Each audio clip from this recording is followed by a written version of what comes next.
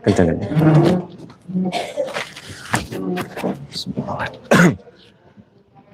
Bismillahirrahmanirrahim. Alhamdulillahirabbil alamin.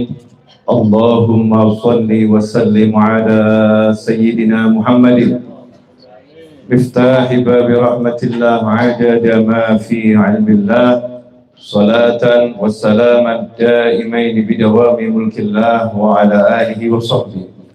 Allahumma salli ala sayyidina Muhammadin salatan taftahu biha lana futuhal arifin wa tufaqihuna biha fid din wa ala alihi wa sahbihi. Allahumma salli wa sallim ala al-habibil mahbub habibi rabbil marbub. Assalamualaikum warahmatullahi wabarakatuh. Alhamdulillah, pada sore hari ini Allah Ta'ala pertemukan kita di Makkah Al-Mukarramah, di ruangan yang insya Allah pasti barokah ini, karena kita di tanah Mekah yang seluruh tanahnya adalah dipastikan dengan nasnya Allah Ta'ala bil Makkata mubarakah, di kota Mekah yang penuh berkah. Mudah-mudahan keberkahan itu bisa terus bersama kita sampai akhir hayat kita nanti. Amin. Allahumma amin. Pemirsa, sahabatku dimanapun antum berada, saat ini saya lagi bersama Ustadz Ahmad Marbawi, Ustadz Haikal di Dio Siba Travel. Karena banyak yang nanya sama saya, ini Habib ada di mana gitu ya. Saya bilang saya ada di mana? Ada di mana-mana, tapi saat ini saya ada di Siba Travel. Lokasinya di mana? Saya ada di hotel rahasia. Ini karena kalau tahu hotelnya di mana, ya kadang-kadang gitu ya. Kadang-kadang hotelnya yang jelas di Mekah Al-Mukarramah, dan insya Allah semua hotel milik saya. Ya insya Allah semua hotel milik saya, asal saya mau bayar. Nah, kalau nggak bisa bayar, minimal di lobi hotel. Ya, minimal di lobi hotel. Kita bisa ada di mana-mana dengan izin Allah Subhanahu wa Ta'ala.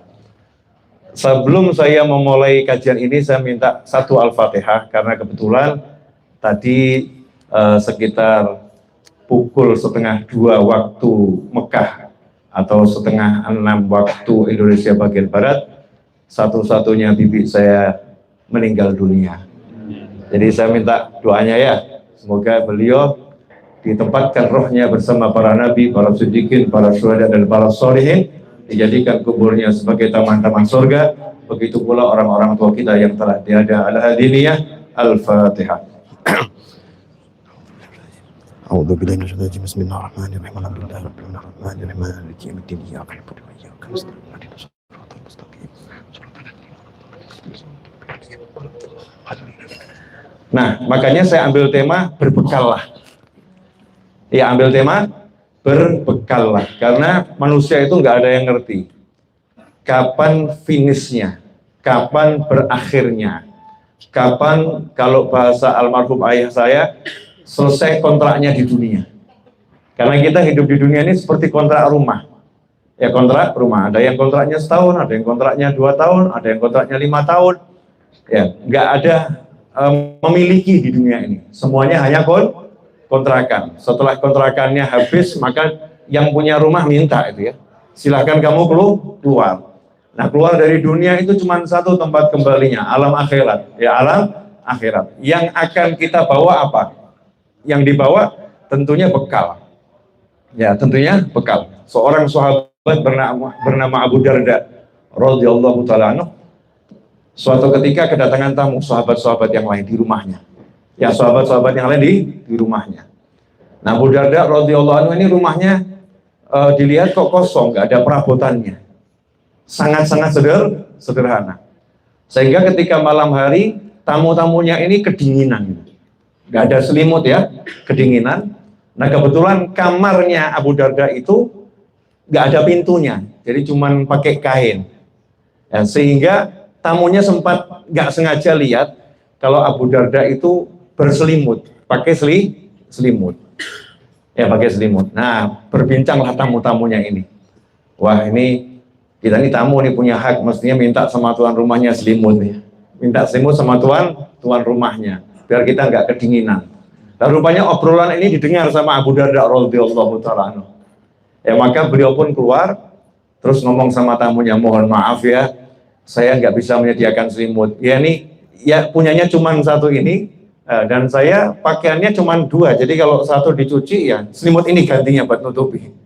Ini kalau selimutnya dibuka, saya kedinginan, nggak ada pakaian di atas dada saya ini, nggak ada. Seperti orang kalau ihram tuh ya, pakaiannya dua lembar.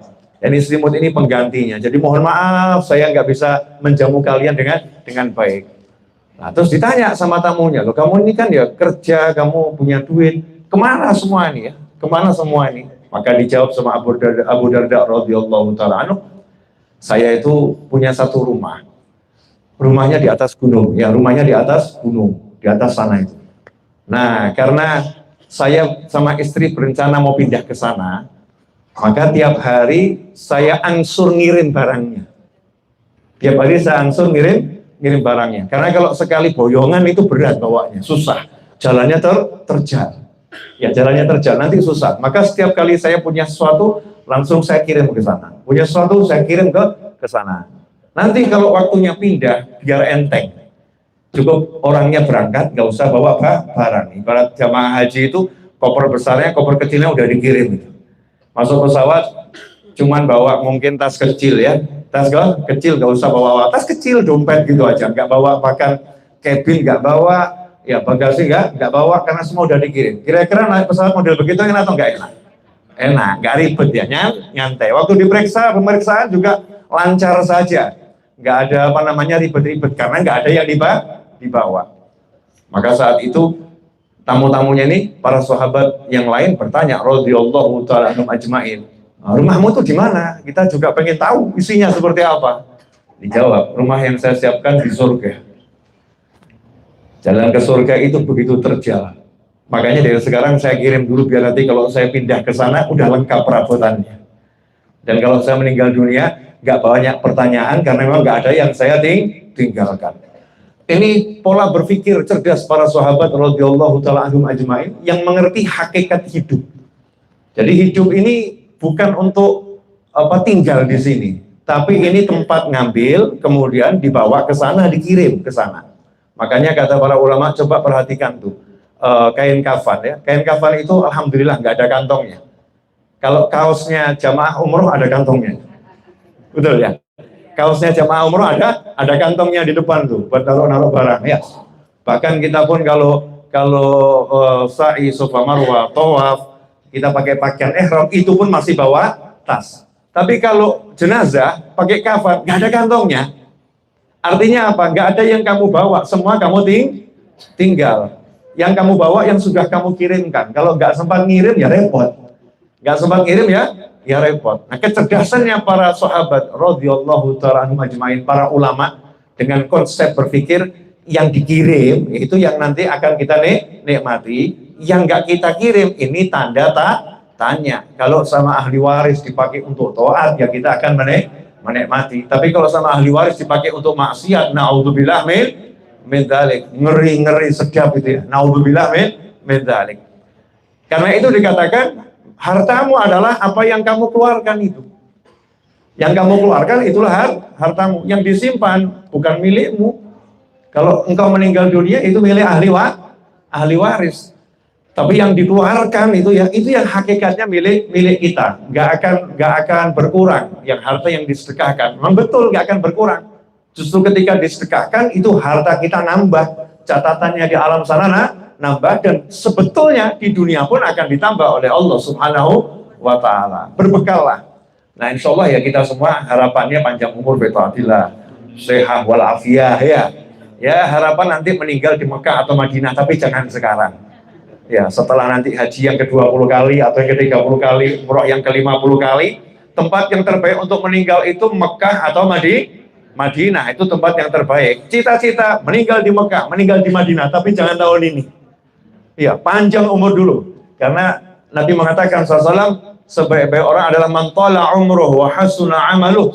Orang yang panjang umurnya dan amalnya terbaik. Kita pengen bisa umroh berkali-kali, kita pengen bisa haji berkali-kali, kita pengen ziarah Nabi Muhammad SAW berkali-kali, berbekal dulu sebanyak mungkin. Nah, berbekal ini caranya macam-macam.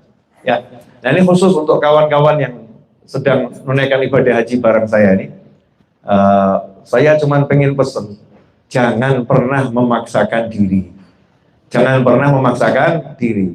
Pertandingan baru saja dimulai. Ya, nanti seru-serunya itu masih sepekan lagi. Nah, finalnya itu nanti Arafah, kemudian tawaf ifadah, lempar jumroh Aqabah, itu finalnya nanti. Sekarang ini baru persiapan. Jangan habiskan energi di persiapan, kemudian akhirnya justru kehilangan saat yang paling penting. Hemat energinya, hemat tenaganya, beribadahlah dengan cerdas, berbekalah dengan ilmu, ya, dengan ilmu, bukan dengan tidak sadar mungkin nafsu gitu. Nggak sadar kita mungkin nafsu. Kalau capek istirahat. Sampai dalam kaidah fikih, ya, dalam kaidah fikih, orang yang kalau dia wudhu kemudian nanti menyebabkan tubuhnya menggigil, ya, tubuhnya menggigil, itu termasuk dia uzur untuk tidak sholat berjamaah di masjid. Ya, uzur untuk tidak sholat berjamaah di masjid. Jangan kemudian kita tambah sok. Wow, nggak apa-apa ini, saya biar pahalanya semakin banyak. Menggigil saya ke masjid. Setelah itu merepotkan dokter. Ya, setelah itu merepotkan yang lain karena kita memaksakan diri. Jadi kita berbekal beribadah tapi harus dengan cerdas, harus dengan ilmu. Di antaranya mohon maaf itu. Mungkin ada yang pengen mencium Hajar Aswad. Ada ya? Ada yang pengen masuk Hijir Ismail, mungkin ada ya. Nah, kemarin khutbah Jumat, kalau yang paham bahasa Arab, yang nggak paham, cari terjemahannya. Udah sudah diingatkan sama Imam Masjidil Haram, diingatkan itu. Itu pernah Nabi Muhammad SAW melarang Sayyidina Umar bin Khattab radhiyallahu ta'ala anhu. Wahai Umar, saya tahu badanmu itu kuat ya, kamu itu kuat, tapi ingat, jangan sampai kamu bil makna ya, mendorong orang, jangan sampai kamu melempar orang, sampai kamu itu mengganggu orang. Kalau kamu lihat khalwah ada peluang untuk masuk yang longgar, maka masuklah dan cium Hajar Aswad. Kalau tidak, cukup dari jauh. Bismillahirrahmanirrahim, Allahu Akbar. Alhamdulillah, selesai. Nilainya sama. Nah, khusus bagi para suami, saya kasih Hajar Aswad yang terbaik. Istrimu itulah Hajar Aswadmu. Cium istrimu dulu ya, mumpung masih boleh gitu ya. Itu Hajar Aswadmu. Buat para istri, suamimu itu Hajar Aswadmu. Kadang Hajar Aswad dicium luar biasa, ditubur-tubur, istrinya nggak pernah, suaminya nggak pernah. Ya, anak kita itu Hajar Aswad kita, anaknya nggak pernah dicium. Orang tua kita, ibu bapak kita, itu Hajar Aswad kita, cium orang tua kita. Mohon maaf ya, saya semasa almarhum orang tua saya masih hidup, semoga ibu saya panjang umur, ya. Ketika ayah saya masih hidup, setiap pagi itu saya cium tangan ayah saya. Cium tangan, bolak-balik. Tapi saya tambah, cium kening. Ya, saya tambah cium kening. Sampai akhirnya ayah saya, itu kalau pagi keningnya dikasih parfum. Nah, ditanya sama orang, kenapa kening dikasih parfum? Biar hidung anak saya senang. Ya, biar hidung anak saya senang. Nah, ini sekarang banyak orang, Masya Allah, cium orang tuanya nggak pernah. Gitu. Beratnya luar biasa, suruh cium kening orang tuanya. Nunggu orang tuanya sudah terbujur kaku, baru kemudian dicium, ibu, cium keningnya. Jawab itu, terlambat nak. Ibunya kalau bisa jawab terlambat nak. Ini amal yang melebihi daripada yang tadi saya sebutkan itu. Karena nilai manusia yang beriman di sisi Allah Ta'ala itu lebih besar, walaupun semua itu ada nilainya masing-masing. Tapi dikatakan siapa yang menghancurkan hati seorang mukmin, satu saja, dosanya lebih besar daripada merobohkan Ka'bah sekian puluh kali. Saya lupa angkanya, kalau nggak salah 70 kali. Ya, dan bagaimana kalau kita pengen cium Hajar Aswad tapi kita dorong orang, buat orang marah, nyakitin orang, lebih baik di kamar, kemudian lihat Hajar Aswadnya itu. Assalamualaikum Hajar Aswad. Ya, siapa Hajar Aswadnya? Istrinya sendiri, suaminya itu disenangkan. Dudukmu bersama temanmu, dudukmu bersama pasanganmu untuk menyenangkan hatinya. Itu lebih utama daripada iktikaf di masjidku ini selama 1 tahun. Dalam riwayat yang lain, Ketika sahabat itu iktikaf di Masjid Nabawi, kemudian ada Sayyidina Abdullah bin Umar radhiyallahu taala anhu atau Sayyidina Abdullah bin Abbas radhiyallahu taala anhu keluar ya, menunaikan hajat saudaranya. Keluar menunaikan hajat saudara sehingga meninggalkan iktikaf. Maka Rasul menyatakan sallallahu alaihi wasallam, sesungguhnya keluarmu untuk mewujudkan hajat saudara muslim satu itu lebih utama daripada iktikaf di Masjid ini selama 1 bulan. Iktikaf yang kemarin kita ngejar-ngejar arba ini ya, itu ternyata pahalanya kalah sama Abdullah itu. Ya, Abdullah ini nggak kelihatan di sini orangnya kadang nggak kelihatan, mungkin nggak dikenal sama jamaah semua. Tapi beliau mondar-mandir ke sana ke sini mewujudkan hajatnya Pak Zaki Haji Zaki, hajatnya Bu Arifah, hajatnya Bu Syamira, hajatnya Ustaz Ahmad Marbawi, hajat saya ya, hajat banyak orang diwujudkan. Kemudian yang bagian laundry itu, nah di belakang tuh wajahnya teduh, walaupun nggak pakai payung. Wajahnya teduh itu, masya Allah. Mungkin beliau nggak sempat 5 waktu di masjid, mungkin nggak sempat 5 waktu di masjid, mungkin nggak sempat. Gara-gara apa? Gara-gara Anda. Saya nggak laundry soalnya. Iya, gara-gara antum semua ini. Kamar sekian laundry, kamar sekian laundry, cucian, kamar sekian cucian. Jangan bilang bayar, memang bayar gitu ya. Tapi kalau nggak ada yang mau ngambil gimana? Kalau nggak ada yang mau datang ke kamar gimana? Kalau nggak ada yang mau mewujudkan hajat kita bagaimana? Ini mewujudkan hajat kita. Kata Nabi Muhammad SAW, itu lebih utama daripada iktikaf di masjidku ini selama satu bulan. Iktikaf makbul diterima loh selama 1 bulan. Nah, kadang-kadang di kamar istri dipanggil sama suami, di kopi bentar. Ini mumpung di Mekah ini lagi ngaji saya. Saya lagi baca Al-Quran nih, jangan ganggu. Ini di Mekah, baca Al-Quran saya. Tinggalkan Al-Quranmu sejenak, buatkan kopi suamimu, afdal. Itu lebih utama. Kasusnya ini loh ya. Jangan ngomong ngaji lebih utama daripada buat kopi. Apa? Buat kopi lebih utama daripada ngaji. Bukan. Tapi kamu tunda sebentar baca Al-Quranmu, buatkan kopi untuk suamimu, atau teh untuk suamimu. Atau mungkin suamimu manggil, Dadek, tinggalkan dulu Al-Qurannya. Duduk di sini, aku pengen ngobrol. Itu lebih utama.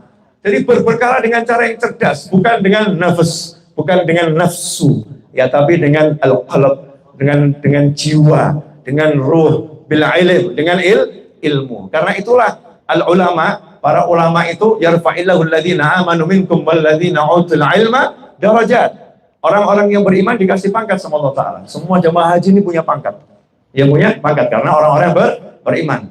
Lakin orang-orang yang punya ilmu diangkat derajatnya jauh di atas orang-orang yang beriman. Kenapa semacam itu? Ya karena dia ibadah dengan ilmu. Ya, ibadah dengan ilmu.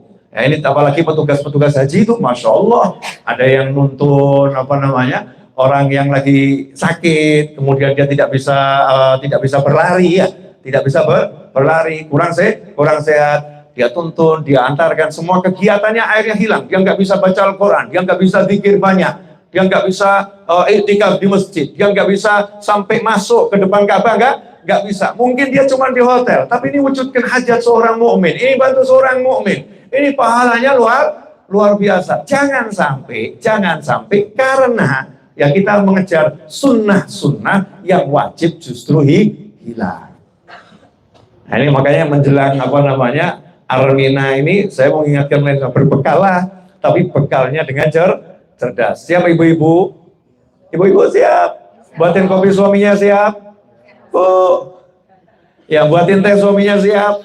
Ya ibu datang ke restoran lebih awal, suaminya lagi nyantai-nyantai ya, lagi nyantai. Kadang-kadang disuruh sama suaminya, tolong kamu ke restoran dulu ya, siapkan makan. Itu berat jalannya.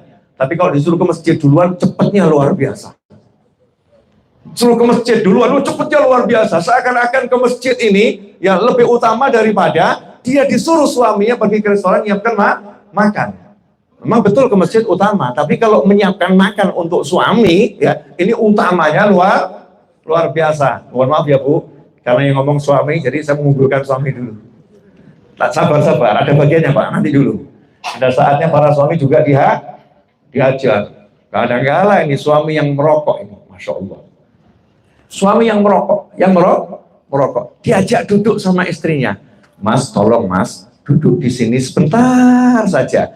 Yuk video call, ya Mama, video call Mama. Diajak sama istrinya. Jawaban suaminya, waktunya ngerokok. Ya waktunya ngerokok. Yang lain saja lebih utama kita duduk sama istri dengan pasangan ini lebih utama, apalagi ngerokok. Tinggalkan rokokmu dulu ya. Temani istrimu, temani yang mencintaimu, yang menyayangimu. Saya mau ingatkan semuanya, mohon maaf insya Allah sehat semua. Nanti kalau seseorang itu sakit, baru tahu yang paling setia itu istrinya. Teman, mau ngandalin teman. Saya udah ketemu dengan banyak manusia yang punya teman banyak. Begitu dia tergeletak di rumah sakit, temannya mau 24 jam di situ. Enggak. Yang 24 jam adalah istrinya. Bahkan udah nggak bisa ngapa-ngapain. Nanti yang nyuapin adalah istrinya. Jadi jangan menganggap enteng ya, jangan menganggap remeh. Menyenangkan hati seorang istri. Ini amalan-amalan yang luar biasa. Yang pahalanya tak terkira. Yang pahalanya besarnya luar biasa. Nah, seringkali kita dikasih amalan yang mudah, cari yang susah. Makanya saya dari awal bilang di Madinah, torikoh saya torikoh asyikiyah, yang asik-asik saja. Saya nggak mau yang repot. Saya nggak mau yang ruwet. Gimana caranya saya bisa nyenengin orang, itu akan saya lakukan. Gimana cara saya bisa wujudkan hajat orang, itu akan saya lakukan. Wah, apalagi yang memfasilitasi perjalanan haji kita ini, Masya Allah itu pahalanya luar biasa. Betul kita bayar gitu ya. Nah, tapi bisa ngurus sendiri. Nggak bisa ngurus sendiri. Diuruskan visanya, diuruskan paspornya, diuruskan hotelnya. Alhamdulillah dapat hotel nih, namanya aja udah menunjukkan yang masuk dapat ampunan nih. Gufron ya. Ampunan. Jadi masuk saja udah didoakan dapat ampunan. Dan saya udah keliling banyak hotel. Jelek-jelek begini kan saya mampir-mampir ke hotel yang lain. Kan saya punya teman banyak ya, diajak. Ini Bet, kalau diincipi makanannya ini, diincipi makanannya ini. Cuma makanan yang di sini, Masya Allah, lezatnya luar biasa. Susah cari tandingannya susah. Ini siapa yang nguruskan ini? Yang nguruskan siapa? Betul, memang dapat duit, dapat untung. Betul itu, kita bayar. Tapi jangan saya bayar kok. Ya saya bayar. Jangan begitu. Terima kasih, gitu udah diurus. Terima kasih, kita udah dibantu, terima kasih kita sudah dilayani, terima kasih. Nah, pahalanya ini, Masya Allah, luar biasa. Saya ngomong begini bagaimana? Biar nanti saya juga dapat jatah pahala gitu. Jangan lupa ya, pahalanya juga dibagi, jangan diambil sendiri. Ini setiap orang di sini, ayo kita cari pahala yang mudah. Karena ada amalan-amalan itu ringan, tapi pahalanya berbukit-bukit. Pahalanya luar biasa. Ada. Saya kadang di sini ada Pak Yon, mana Pak Yon? Itu di belakang tuh Pak Yon, teman sekamar saya. Itu saya kalau habis subuh biasanya, saya baca wirid itu bisa sampai hampir 1 jam. Tapi kalau udah Pak Yon itu di samping saya, wirid saya tinggalkan. Kenapa? Ya enak ngobrol sama Pak Yon daripada baca wirid. Karena kalau baca wirid kan capek itu panjang. Ngobrol sama Pak Yon kan menyenangkan. Duduk saya menyenangkan Pak Yon, buat saya lebih utama daripada baca wirid. Mau ada yang enak, kenapa cari yang susah? Nanti baca wiridnya nanti dikodok nanti aja gitu. Sekarang saatnya saya duduk menyenangkan teman saya. Ya begitu caranya. Jangan kita kaku dalam beragama, kaku dalam beramal. Udah bisa nih. Istrinya lagi minta tolong, nggak bisa. Ini waktunya saya khatamkan Al-Quran. Al-Quranmu nggak khatam nggak apa-apa. Daripada istrimu yang khatam kan repot. Ya kan repot. Al-Quran masih bisa dihatamkan nanti gitu. Nggak harus ya, saya harus hatam di Mekah, nggak harus. Kalau nggak bisa hatam di Mekah, beli Al-Quran taruh di masjid, nanti ada yang menghatamkan itu. Nanti ada yang menghatamkan. Atau cari ini teman-teman kita yang lagi hatamin Al-Quran, kita tinggal ngomong, nanti kalau udah mau hatam kasih tahu saya. Kenapa? Mau numpang ikut doa. Nah, itu dilakukan oleh Sayyidina Abdullah bin Abbas radhiyallahu ta'ala anhuma, sahabatnya Nabi Muhammad SAW dan sepupunya Rasulullah SAW. Beliau itu tiap hari ke Masjid Nabawi cari orang-orang yang baca Al-Quran. Kemudian didata, yang itu kurang berapa juz, yang itu kurang berapa lembar, yang itu kurang berapa, didata. Kalau udah mau khatam suruh ngasih tahu. Kenapa? Mau ikut mengaminkan doanya. Enak ya, modal mengaminkan dapat pahala sama seperti yang menghatamkan. Asik atau nggak asik? Asik, itu namanya torikoh asyikiyah, yang asik-asik saja. Kan ada upaya, tapi upayanya cerdas, berbekallah. Ya mumpung kita masih punya waktu. Tapi jangan mempersulit diri sendiri, jangan memperberat diri sendiri. Kemarin sudah sempat saya ceritakan yang satu kasus seseorang ya jamaah haji gitu ya, yang karena ngejar arba'in sampai akhirnya kurang memperhatikan orang tuanya. Sudah saya ceritakan? Belum? Oh, berarti saya cerita sama perorangan. Ada seseorang, seseorang, ya di alam di suatu sana gitu aja ya. Ya mudah-mudahan orang itu akhirnya jadi baik, insya Allah jadi orang yang dimuliakan oleh Allah Subhanahu wa Ta'ala. Ibu mertuanya, nah ini ada yang punya ibu mertua enggak ini? Saya yakin yang sudah menikah semua kan punya ibu mertua. Kedudukan ibu mertua itu sama dengan ibu kandung. Buat laki-laki, kedudukan ibu mertua itu bahkan lebih daripada ibu kandung. Itu menurut fatwa ulama yang saya yakini kebenarannya. Ibu mertua buat laki-laki lebih utama daripada ibu kandung. Ditanya, kok bisa begitu Ustadz? Masa ibu mertua ibunya istri bisa mengalahkan nilainya ibu saya sendiri? Iya, karena itu ibunya istrimu itu sebelum punya anak yang jadi istrimu, sebelum punya anak itu udah mengidam-idamkan cukup lama. Setelah itu hamil. Kamu kira hamil itu enak apa tuh? Susah, itu berat. 9 bulan mengandung, capek, lelah, susah, tidur juga nggak enak. Ruangan ber-AC jadi panas, tidur tengkurap dilarang. Ya, miring kanan nggak enak, miring kiri nggak enak. Ini yang terjadi pada ibu mertua kita itu. Nah, ketika melahirkan taruhannya nyawa. Nyawanya dipertaruhkan untuk anak yang belum jelas. Kenapa anak belum jelas? Bisa jadi anak ini berbakti, bisa jadi anak itu tidak berbakti. Bisa jadi anak itu akan menyenangkan, bisa jadi anak itu menyusahkan. Tapi si ibu nggak pernah mikir gitu. Coba kalau ibu mikir gitu. Wah, jangan-jangan kamu nyusahin, dah habisin saja. Naudzubillah min dzalik. Tapi ibunya enggak, dilahirkan dengan senang, dilahirkan dengan cinta. Setelah itu diberi ASI 2 tahun atau susu yang lain. Dia diberi asupan susu selama 2 tahun. Mohon maaf, kalau anak itu buang hajat, kotor atau bersih? Kotor. Nah, ibu itu bersihkannya dengan senang atau dengan marah? Dengan senang, bahkan nyanyi-nyanyi itu. Selesai, dicium. Wanginya, Masya Allah.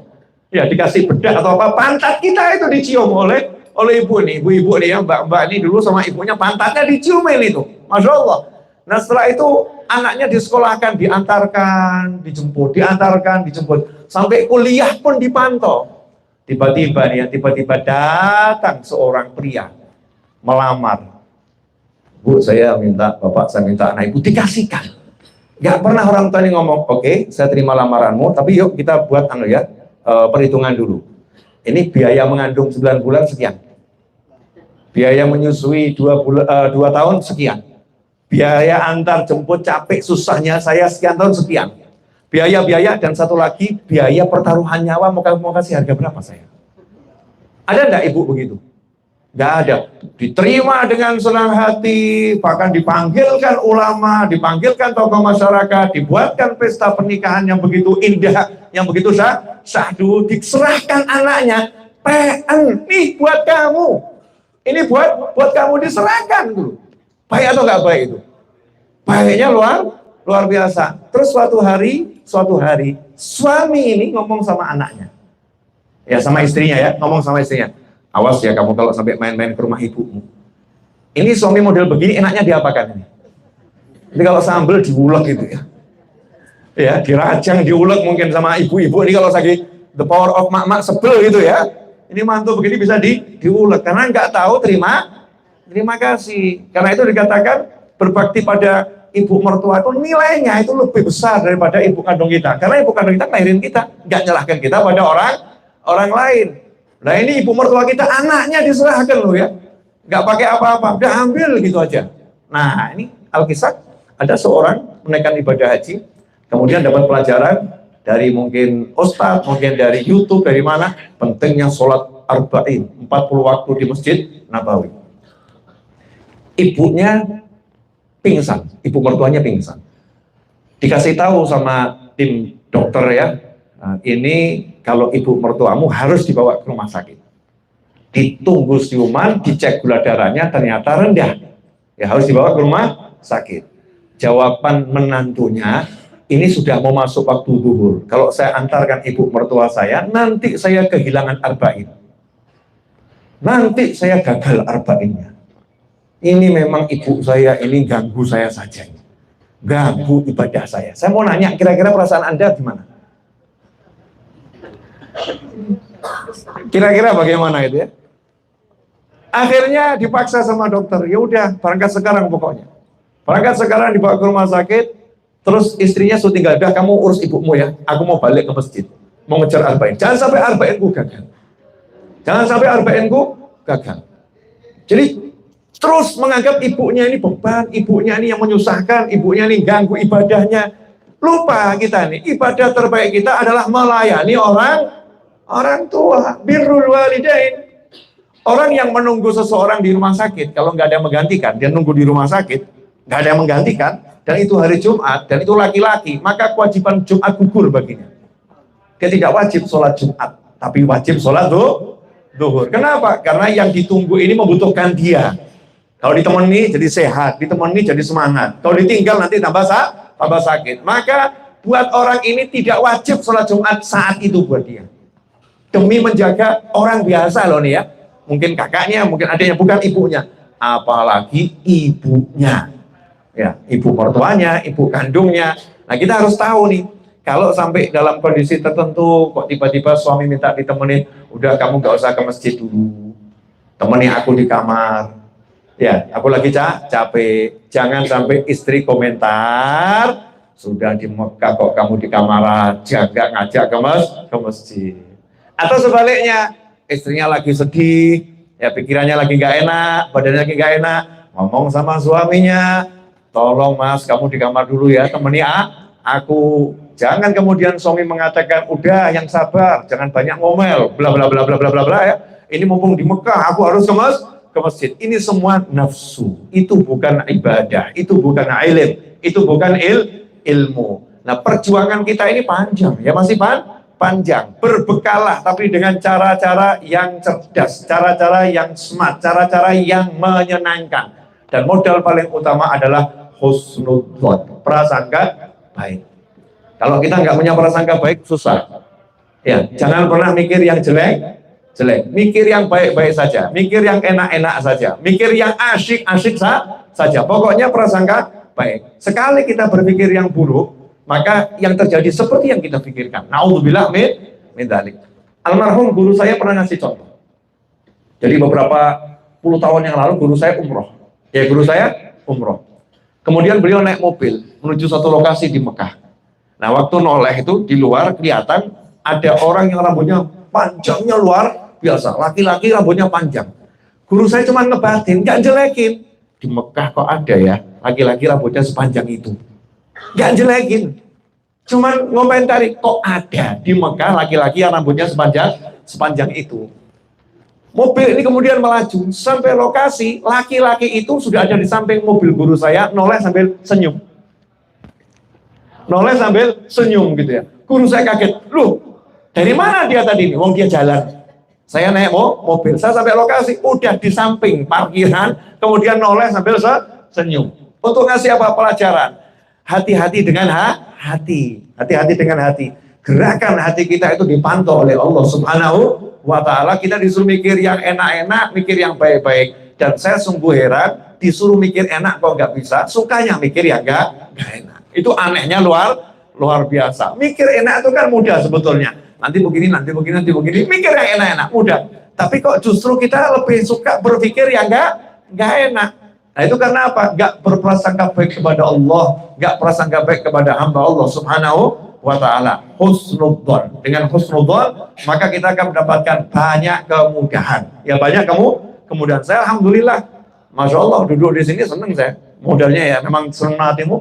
Husnudzon terus, makan enak, tidur enak, minum enak, keluar enak, duduk enak, ketemu orang enak, dimanapun enak, asyik saja, menyenangkan. Bahkan kemarin di Madinah selesai ada cerita yang model begitu, datang satu orang di depan saya. Saya duduk di kursi di restoran Ikhlas itu ya. Ada kafe Ikhlas itu, duduk di situ. Datang satu anak muda duduk di samping saya, pegang kaki saya, berkata, "Habib doakan saya." Dari mana? Dari Pemalang. Ini orangnya lagi di Mekah sekarang nih. Dan kelihatannya juga nggak jauh dari sini. Dia dari Pemalang, Bib. Oh ya. Ngapain ke sini? Tinggal di sini? Enggak, Beb. Saya haji mandiri.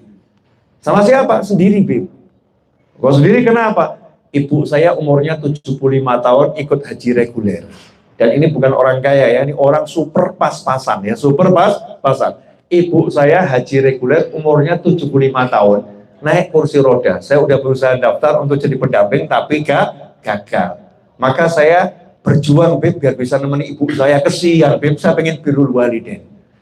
12 jam dari Riyadh naik mobil sampai Madinah. Untuk apa? Untuk biar bisa nemeni ibunya. Ya, nemeni ibunya. Biar bisa melayani ibunya. Oh, ini anak yang solehnya luar biasa. Sementara udah ada anak yang bareng sama ibunya, suruh melayani ibunya susahnya luar biasa. Iya, jauh berjuang agar bisa melayani. Memang dunia ini begini aneh gitu. Ya, anehnya luar biasa. Makanya saya selalu pesan pada diri saya sendiri dan antum semuanya, carilah amal-amal yang tampaknya kecil tapi nilainya besarnya luar biasa. Cium kening ibu itu, ya Allah, memang setannya banyak. Waduh, kamu kan nggak pernah itu. Nanti rasanya gimana loh, ini canggung loh, dan lain sebagai canggung. Aneh, tapi kalau istri nggak kenal, malam pertama langsung disosor. Ibu yang tiap hari berat gitu ya.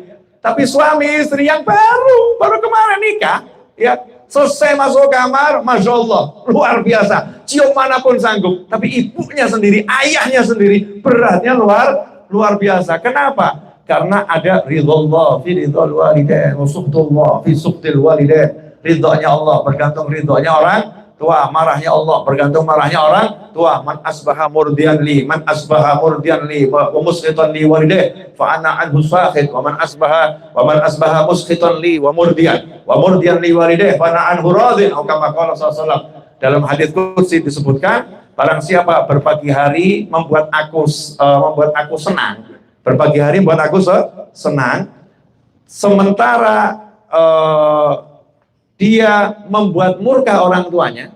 Man asbaha murdiyan li, pagi hari buat aku senang. Contoh, ini ada orang misalnya ya di rumah sholat subuh ke masjid jamaah, Allah senang nggak? Senang. Habis sholat subuh duduk di masjid baca Al-Quran 3 juz, Allah senang nggak? Senang. Matahari terbit sholat sunnah isyraq, Allah senang nggak? Senang. Setelah itu dia sholat duha 2 rakaat, Allah senang nggak? Senang. Kemudian dia pulang ke rumah, sampai di rumah ibunya minta tolong, nah tolong boncengkan ibu ke rumah paman. Anaknya jawab, capek Bu, dari malam saya bangun tahajud belum istirahat, baru nyampe rumah ibu nggak punya perasaan, sudah nyuruh nganterin saya ke rumah paman. Ibunya hatinya sakit, hatinya sakit, terluka hati ibu. Itu kata Allah Ta'ala, waman asbaha murdiyan li, siapa yang pagi-pagi buat aku senang, wa musqitan li walideh, tapi yang buat murka kedua orang tuanya, fana anhu sahid, aku benci sama dia. Pahalanya ibadah dari semua hangus, habis gara-gara klik sesaat menghancurkan hati orang tua. Sebaliknya, waman asbaha musqitan li, siapa pagi-pagi buat aku murka, udah pasang alarm ini, adzan subuh jam 4:11. Alarm bunyi jam 4:11, azan subuh terdengar, terus ngomong bentar lagi tidur. Ya, alarm berikutnya jam 4:30 berbunyi, melek dia. Kemudian ngomong sebentar lagi. Akhirnya dia bangun jam 8 siang, jam 8 pagi. Pertanyaan saya, dosa atau enggak dosa? Dosa. Karena dia meninggalkan sholat, ya, di waktu dia subuh bangun tapi enggak sholat, meninggalkan sholat sampai keluar waktu, dia berdosa. Allah marah atau senang? Marah. Ya Allah marah. Tapi pagi itu ya dia sholat subuh qadha, terus tiba-tiba dia datangi ibunya ngomong, nah ini pagi-pagi gini kalau makan roti kamir enak dulu. Makan roti kamir itu enak. Anaknya langsung ngomong, siap Bu. Dia carikan di tetangganya nggak jualan. Ada tuh 5 kilo yang jualan roti kamir. Dia pergi 5 kilo ambil roti kamir, dia pulang ke rumah suguhkan ke ibunya. Ini Bu, alhamdulillah dapat. Ibunya senang. Ya ibunya senang. Apa kata Allah? Siapa yang pagi-pagi musqitan li wa murdiyan li walideh, tapi buat orang tuanya senang, maka aku ridho sama dia. Aku senang sama dia.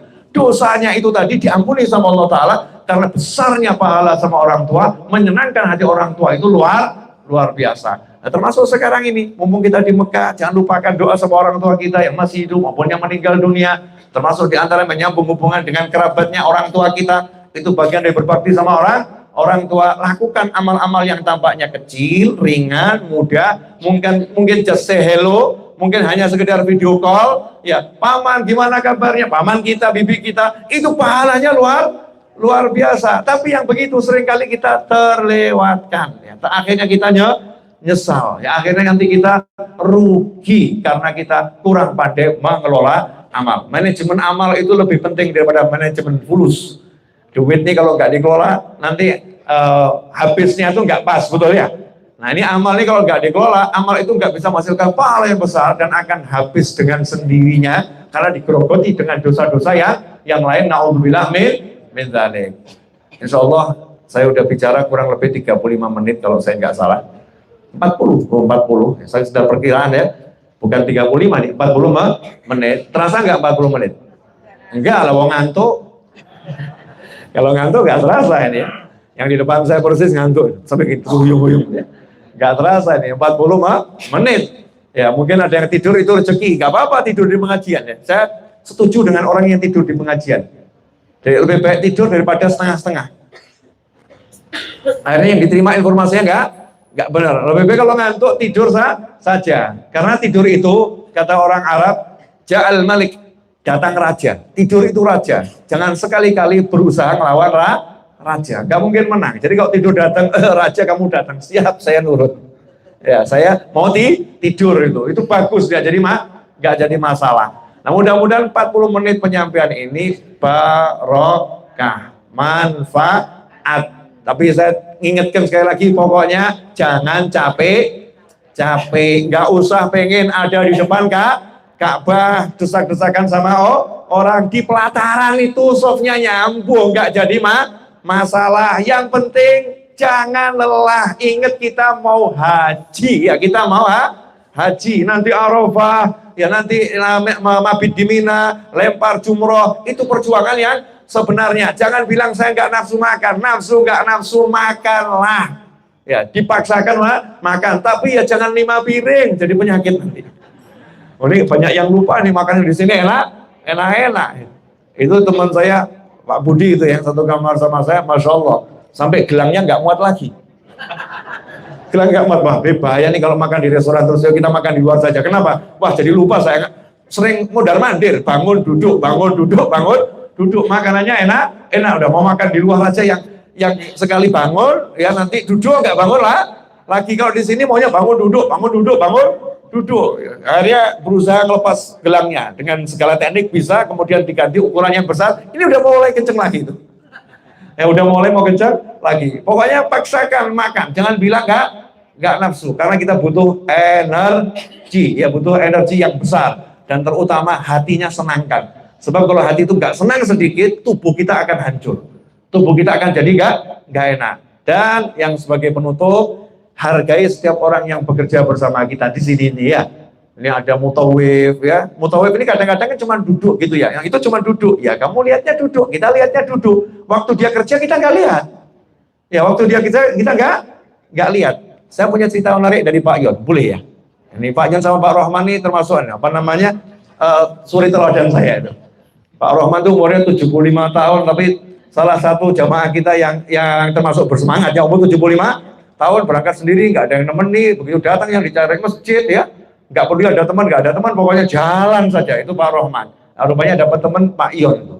Pak Yon nanya sama saya, kok bisa biasa akrab padahal nggak saling kenal. Saya jawab, kampungnya di alam roh sama itu. Orang itu kalau kampungnya di alam roh, satu kampung di dunia ini walaupun nggak kenal, tiba-tiba cepet akrabnya. Suami istri kalau beda kampung di dunia, tidurnya bareng, susah itu hati nyambung itu. Kenapa? Karena dulu kampungnya berbeda. Qala Rasulullah SAW, al-arwahu junudun mujannadah, roh itu bala tentara yang berjenis-jenis. Tahu kita tentara zaman dulu kalau mau perang itu ya, ada yang sayap kanan, ada yang sayap kiri, ada bagian depan, ada bagian belakang. Itu tidak saling mengenal, yang di kanan, yang di kiri, yang depan, belakang. Nah, yang di sana itu satu barisan di kanan, atau satu barisan di kiri, atau satu barisan di depan, atau satu barisan di belakang. Al-arwahu junudun mujannadah, fama ta'arafa minha taraf. Kalau di sana saling mengenal, iktalaf. Di dunia ini kalau ketemu langsung rapat. Maka kadang-kadang ada orang lewat, ya orang lewat, kita nggak pernah kenal, hati kita langsung akrab. Kok saya sama orang itu akrab betul ya? Padahal nggak pernah kenal, nggak pernah ketemu. Berarti di alam arwah sana memang satu tetangga, satu kampung. Tapi al-arwah junudun mujannadah, fama ta'arafa minha talaf, wa ma tanakara minha ikhtalaf. Kalau di alam sana memang beda kampung, di dunia ini walaupun hidupnya bareng, nggak akan bisa klik itu nggak akan bisa. Ya nggak akan bisa klik. Kenapa seperti itu? Itu rahasia alam arwah, rahasia alam ruh. Nah, ini Pak Yon ini punya satu cerita menarik buat saya, karena beliau ini kalau tidak salah auditor ya, yang ngaudit perusahaan-perusahaan tuh, salah satu pekerjaannya. Nah, ada salah satu karyawannya itu yang ketabrak motor, ya, ketabrak motor, sehingga masuk rumah sakit, pembengkakan biaya sampai sekian ratus juta, entah 100 entah 200 juta, kemarin ceritanya saya lupa ya, 100 atau 200 juta. Nah, kemudian berita ini didengar oleh karyawan yang lain. Nah, karyawan yang lain ini kemudian sedikit protes, Pak, kok yang itu enak ya, dibiayai sampai sekian ratus juta, dibiayai sampai sekian ratus juta. Ya, jawabannya Pak Yon santai saja, mau kamu mau, ya udah berdiri di situ, saya ambil motor dulu ya. Ya, saya tabrak dulu, kamu masuk rumah sakit, nanti saya biayain. Kadang-kadang kita itu gak bisa lihat orang lain dapat nikmat, gak bisa lihat orang lain dapat dapat anugerah. Kalau ada orang dapat nikmat, kita tuh harusnya ikut senang gitu, ikut senang. Alhamdulillah dia dapat. Ini jiwa yang sehat. Nah, jiwa yang sakit, kok dia ya? Aku kok enggak ya? Kenapa dia? Kenapa bukan aku? Kenapa dia? Ini kita sakit. Nah, kalau kita sakit, kita tahu ya segera berobat. Nah, mumpung masih hidup, karena nanti kalau sampai meninggal hatinya belum sembuh, itu gak akan sampai ke rahmatnya Allah. Ya ayyatuhan nafsul mutmainnah, irji'i ila rabbiki radiyatan mardiyah. Yang dipanggil jiwa yang mutmainnah, jiwa yang tenang. Itu yang kembali menghadap Allah Subhanahu wa ta'ala. Nah, jiwa yang gonjang-ganjing tadi itu, temannya dapat rezeki, dia gonjang-ganjing, temannya dapat pujian, dia gonjang-ganjing. Jiwanya nggak tenang, kembalinya kemana? Ke neraka dulu. Naudzubillah min dzalik, azab kubur dulu, susah dimaksud, susah dihisab, masuk neraka dulu, baru ujung-ujungnya surga. Saya nggak mau begitu, saya mau pokoknya hidup enak, wafat enak, di barzah enak, dimanapun enak, sampai ketemu dengan Allah yang maha baik bersama Nabi Muhammad SAW. Mudah-mudahan kita semua ibadahnya diterima Allah Ta'ala.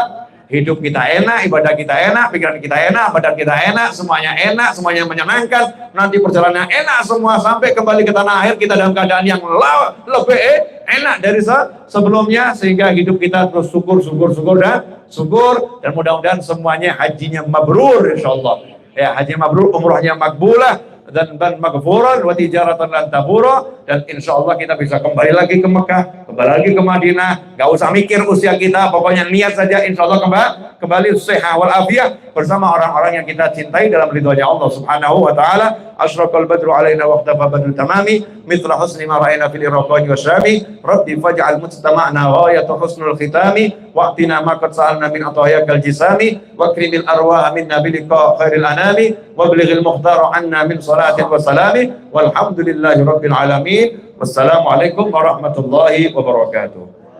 Ada berapa yang ikut live?